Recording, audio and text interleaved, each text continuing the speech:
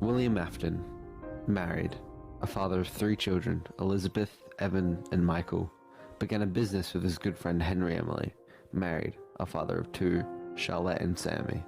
Their business name was decided to be Fazbear Entertainment, and together they opened up a small restaurant called Fredbear's Family Diner, a regular diner filled with dining and party rooms. The diner's main purpose was for children's birthday parties, as they knew that's the way to profit. It might as well have been a pizzeria though, as their menu was mostly filled with a variety of pizzas and cakes for all customers to enjoy. But, unlike any other restaurant, this was run by 2 mechanical geniuses, probably the smartest in the world, who together agreed on an idea so genius it would have to convince more kids and adults to have their birthdays and to dine generally at this location. An idea that would drive their revenue through the roof, and unknowingly to them, an idea that would shape the future of both their lives forever. The idea was put into motion almost instantly. Their creative minds wouldn't allow for hesitation. It was time. They were ready for business and destined for success. William and Henry created 2 spring-lock suits that they could wear and serve customers in, but the suits could also pass as animatronics to perform for the customers on a stage. These 2 spring-lock suits would end up becoming the main attraction of the diner, and the 2 suits would don the names Fredbear and Spring Bonnie. Business was booming. The 2 were receiving money from all directions. Parents loved the place. They could just chill back and eat some pizza while their children ran around and admired the animatronics. Children flocked to the diner daily to see the Springlock animatronics. If someone wanted a birthday party, this would be where they went. Due to the success of Fredbear's, a sister location opened up called Freddy Fazbear's Pizzeria, with Freddy, Bonnie, Chica, and Foxy as the main stars. These 4 became really popular really quickly, so they ended up selling masks and merch to increase their revenue. But business doesn't change a man's mentality. William Afton may have been married, a father of 3 children, and thanks to Fredbear's, a wealthy man. But however his life was, he wasn't a good man. Abusive, destructive, and cruel. The one reason he is where he is today is because he is smart and a strategist. The money did nothing but grow his toxic and dangerous personality. He looked to Spring Bonnie, and then out to his pizzeria he helped create. And upon scanning the crowds, he put on the Springlock animatronic suit with a stable plan for an unstable man. Tonight, 5 children would have a birthday party they would never forget and never let go.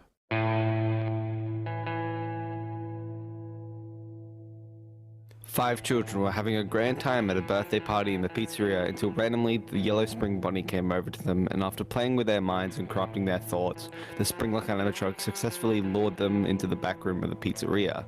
Unknowingly to these children, their party would end prematurely, as upon being alone with the 5 children, William pulled something from behind his back. The children were ready for a surprise he told them he had, the surprise they wanted, and the surprise they got. The knife William pulled out from behind his back went through the children's bodies. He went on a murdering spree, murdering all of them in a short amount of time. William knew exactly what he had done. The psycho gained satisfaction from this event, from the torment he had just given, but the cops would arrive soon. Their parents would notice their children were missing. He had to do something to cover his tracks. But how? While thinking of options, he stared at Fredbear and the 4 main animatronic suits him and Henry created with endoskeletons to be fully automatic, as manually wearing the suits and serving customers was becoming too much, as they had to cook, take calls, requests, and it was all getting too much for the 2 of them. So that's why they made the endoskeletons in the first place. The animatronics looked like animals, with a brown bear, blue bunny, yellow chicken, and red fox. But to William's luck, the suits were open and empty. William grinned, knowing exactly where he would hide the evidence of this murderous event, which causes Freddy Fazbear's Pizzeria to close down. Police stormed the building after several calls, not knowing their children's whereabouts, and the staff having no clue either. Police were scavenging, searching all around the building, in all the rooms of the diner, asking everyone what they knew, trying to piece together anything they could, until they couldn't find the children's bodies anywhere, and they quickly found out no one knew anything. The children, who were just having the best party of their lives, vanished out of thin air from the diner. William became a major suspect, but without any bodies nor proof, they couldn't charge him. This quickly became a missing children's incident. Satisfaction, exhilaration. That's what William felt after the murder spree and getting away with it. His mind ran wild with ideas. What if he made suits specifically to contain people inside of them? Not spring-lock suits like him and Henry used. The animatronic suits, but with enough space to fit humans into them. They couldn't contain adults because they might be too tall, too big. There would be way too much individuality between adults. But children? Most of them would be the same height, same size. A little bit bigger wouldn't be too much of a problem since they would still be rather small. William already killed 5 children and knew exactly how to lure them out. So he knew where to go next. With the goal of capturing children in mind, he made a new animatronic, Circus Baby. A blue-eyed, red-hair clown animatronic with an inbuilt scooper to grab, pull, and then trap children inside of itself. William adds that she can dance, she can sing. She's equipped with a built-in helium tank for inflating balloons right at her fingertips. She can take song requests. She can even dispense ice cream. With the perfect creation and a long talk with Henry, William opened up a small restaurant on the side under his personal business name, Afton Robotics, which would sell the same food and drink as Fredbear's, but with the addition of ice cream. And with this, Circus Baby's Pizza World opens.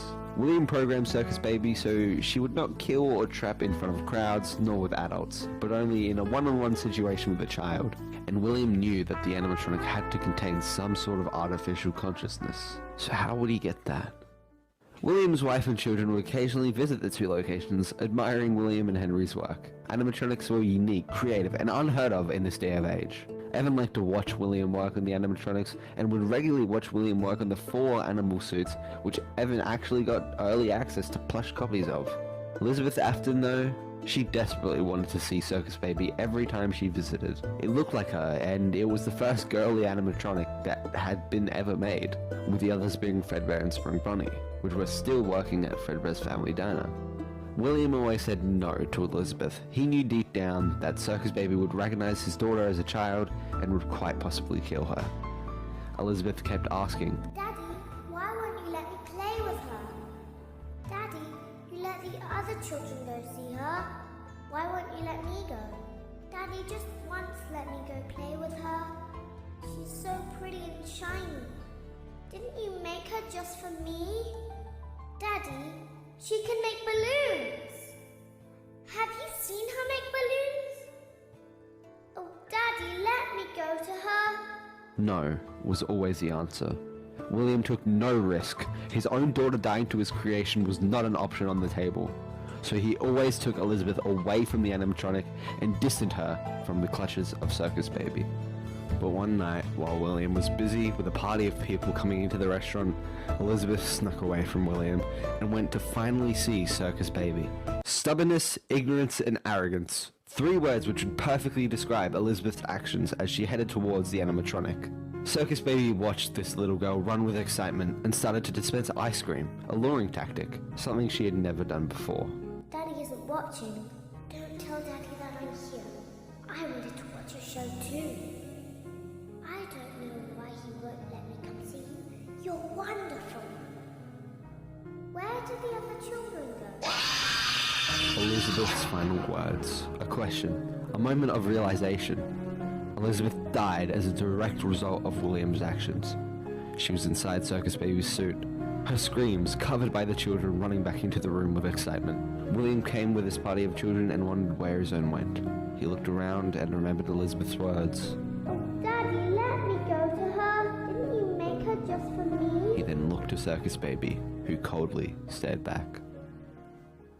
This was a giant mistake. William couldn't comprehend this. This wasn't meant to happen. She should have listened. No, he should have made it happen. No, she shouldn't have been so stubborn. No, yes, no. William couldn't put together a single coherent thought in his mind. A psycho losing a loved one is not going to go well.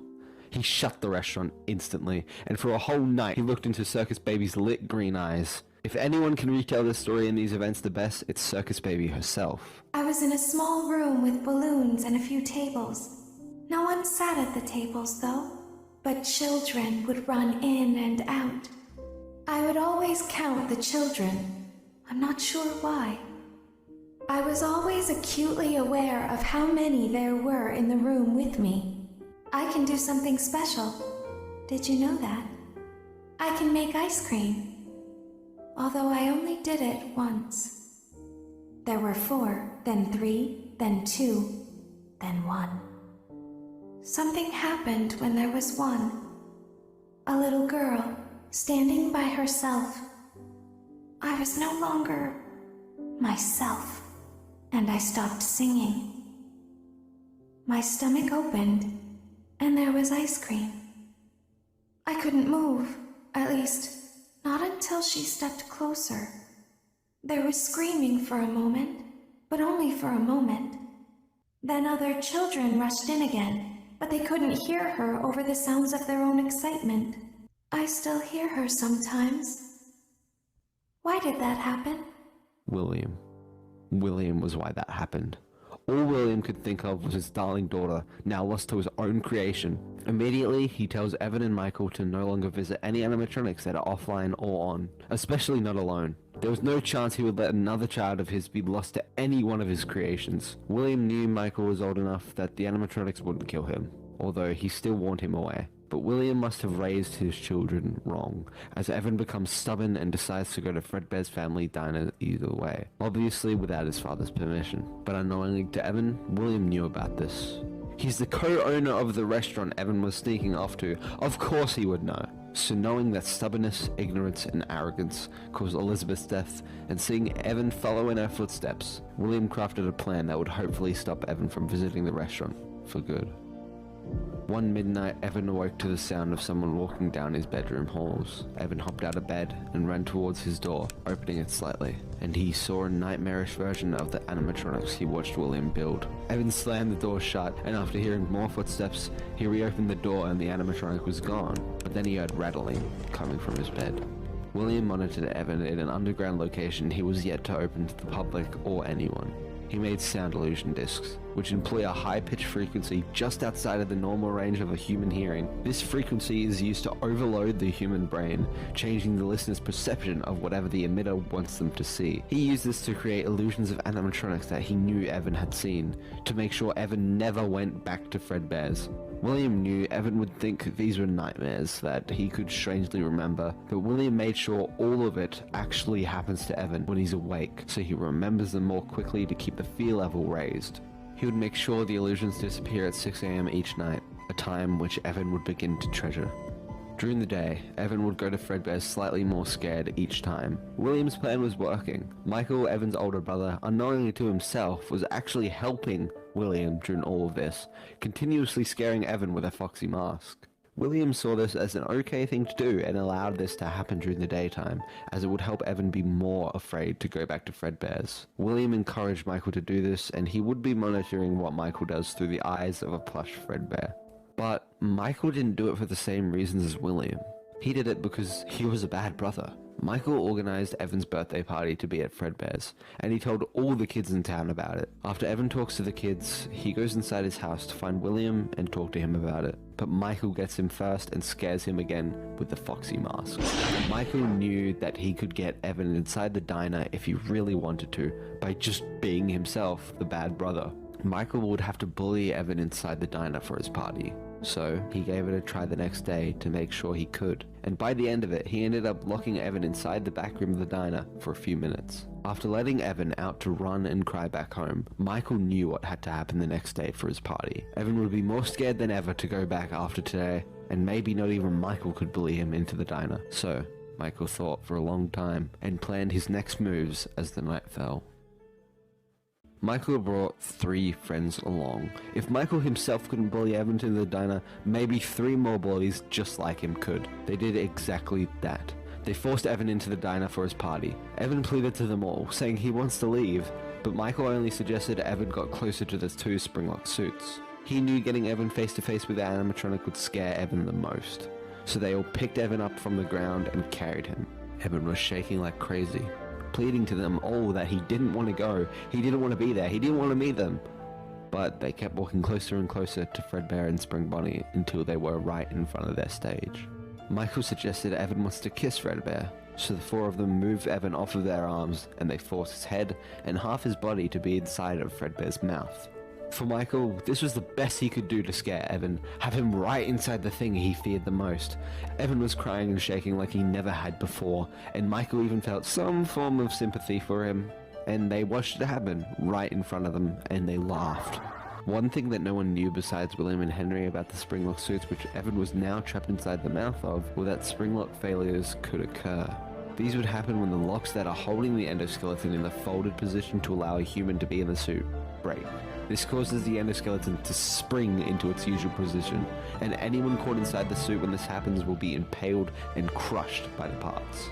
There are two known reasons springlock failures can occur. One of these is when the springlocks interact with water and moisture. For this reason, employees must not wear the suit in rooms with too much moisture in the air. The second way these accidents can occur is when an employee fails to correctly wind the springlocks all the way up, causing them to burst on the person inside. William Henry knew about these, and always made sure to handle them correctly to avoid any fatal injuries to other staff and themselves. Evan's rivers of tears poured onto Fredbear's springlock suit, which caused the springlocks to interact with water and moisture, causing Fredbear to spring into its usual position, which intended Fredbear's mouth being shut. So Fredbear's mouth shut with Evan inside of it, causing Fredbear to break Evan's skull and cause fatal damage to his head. Fredbear essentially bit down onto him in the span of a second. Michael and his friends watched as blood dripped from the suit. William instantly heard about what happened and rushed to the diner.